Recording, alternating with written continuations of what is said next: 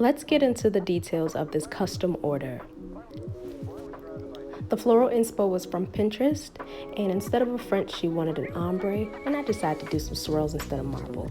Watch me work.